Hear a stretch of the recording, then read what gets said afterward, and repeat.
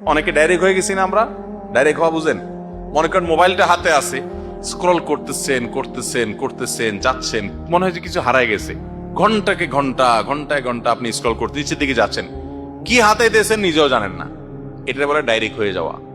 এই ডাইরেক্ট হয়ে যাওয়ার কারণে পড়াশোনা ধ্বংস হয়, নামাজে মনোযোগ থাকে না, বাবা মার অবাধ্য হয়ে যায়। একটা গল্প আমি প্রায় সময় বলি, কোথায় যেন পাইছি গল্পটা। একটা যুবক সারাদিন শুধু বাসায় গেলে মোবাইল টিপে, সারাদিন মোবাইল টিপে, মায়ের দিকে বাবার দিকে একটু মহব্বতের সাথে তাকায়ও না। একবার সে বাসায় মোবাইল টিপছে টিপছে, খুব সিরিয়াস, বন্ধুদের সাথে চ্যাটিং ফ্যাটিং করতেছে। সে অনেক সামাজিক মানুষ, কারণ বন্ধু বান্ধবদের রিপ্লাই টিপ্লাই দেয়, কিন্তু মায়ের দিকে তাকানোর টাইম নেই। হঠাৎ করে মোবাইলটা ধপাস করে রেখে মায়ের দিকে তাকায় আসে, নির্মল এবং পরিষ্কার একটা হাসি দিয়ে দিছে। তার হাসি দেখে মা অবাক হয়ে বলতেছে, কি ব্যাপার বাবা, কতদিন হয়েছে তোমার এরকম একটা হাসি দেখলাম না, এত সুন্দর করে হাসি দিলে কাহিনী কি? বলে, মা মোবাইলের চার্জ শেষ হয়ে গেছে। চার্জ যদি শেষ না হইতো তাহলে তোমার দিকে তাকানোর টাইম ছিল আমার?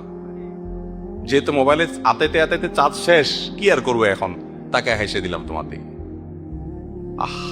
এ হলো আমাদের যুবক ভাইদের চরিত্র। ভাইরা আমার, এই মোবাইল, আমি একটা কথা বলি, এর ভার বহন করা দুনিয়াতে অনেক সহজ হলেও আখেরাতে এর দায়ভার বহন করা অনেক কঠিন হতে পারে। এটা বহু মানুষকে জাহান্নামে নিয়ে যাওয়ার জন্য কারণ হবে। আসুন, মোবাইল যেন আমাদেরকে ব্যবহার না করে, মোবাইলকে আমরা ব্যবহার করি, কন্ট্রোল করি, নিয়ন্ত্রণ করি, যেমনি সেমনি এটা হাতাহাতি অপ্রয়োজনে না করি।